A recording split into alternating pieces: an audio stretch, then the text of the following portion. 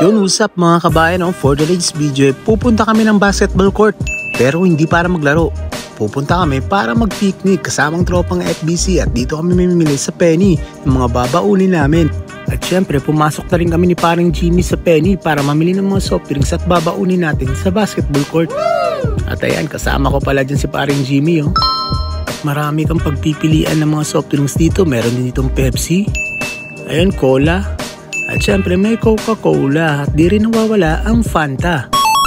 At pagtapos namin mamili, binayaran ni Jimmy gamit ang kanyang cellphone. Tingnan nyo naman.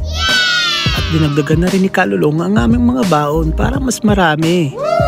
At ayan, inaayos na namin ang mga gamit namin para makapunta na kami sa court. Syempre kasama natin ang mga tropang FPC dyan.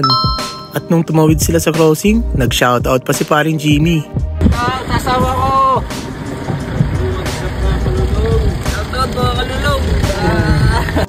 At habang papunta kami ng court, nakita namin yung panahon. Sobrang ganda. Nakisamang panahon at meron din tayo nakitang dalawang itik na gumagala. At ayun na nga, nandito na tayo sa bengko. At syempre naghihintay dito si paring Batu. At eto na ang mga tropa natin. At ayan, nag-kiss bump pa sila ni paring JC. At eto nga pala ang park, ang bengko. At syempre magbabayad na tayo ng entrance. See ya! Ed Ember. Kasi ma'am. At pagpasok mo rito, eto agad ang bubungan sa'yo. Ang lawa at ang linis ng kapaligiran.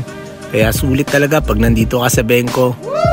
Tingnan nyo naman yung linis at ang ganda ng paligid. Sinamahan pa ng magandang panahon. At heto na nga, dito na tayo sa basketball court at naghihintay ang mga tropa. At eto nga palang MVP namin, nagpa-practice ng shooting. Habang hinihintay pa namin ang iba naming kasama. Ayan, nakikita nyo naman mga tropa natin, handang-handa na. At pagtapos nyan, pupunta tayo rito sa taas para makita natin ang buong Keskimit. At nilatag na ni paring JC ang ating mahiwagang carpet para sa ating picnic area. At syempre, tinulungan din siya ni paring Batu. Dumating na rin pala yung mga katropa natin, mga kababayan natin ng iba-ibang company. Ayan sila no, mga kabayan. Solid, shoutout nga po pala sa inyo mga kabayan. At syempre, dumating na rin si paring Wawe. Shoutout nga pala kay Wawe at sa iba natin mga kasamang kababayan dito no. Ayan sila. So ayan, naghihintay na tayo para magkainan. At habang di pa nag-uumpisa ang laban, nag-warm up muna ang ating mga kababayan para kondisyon sa laban. At makikita nyo naman, solong-solo namin ang dalawang court para sa laro namin ngayong araw. At ito nga pala si paring Moises, di pa nag-umpisa ang laban pero panalo na dahil busog na. Kakaiba rin to si paring Jimmy mag-warm up, malupit. At eto na nga tayo, kasama na natin ang mga tropa natin dyan.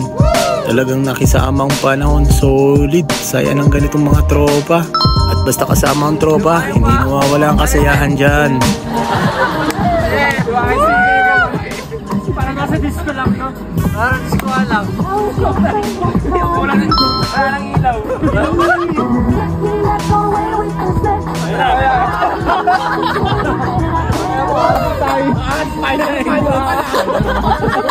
Siyempre, pagtapos namin mabusog at sumakit yung mga panga namin sa kakatawa, eto na, ligpitan na at pauwian ng mga tropa. Siyempre, shoutout muna sila sa mga pamilya nila sa Pilipinas. Uy! Hello!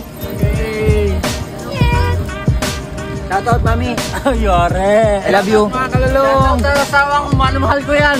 Shoutout sa mama ko, I love you, ma.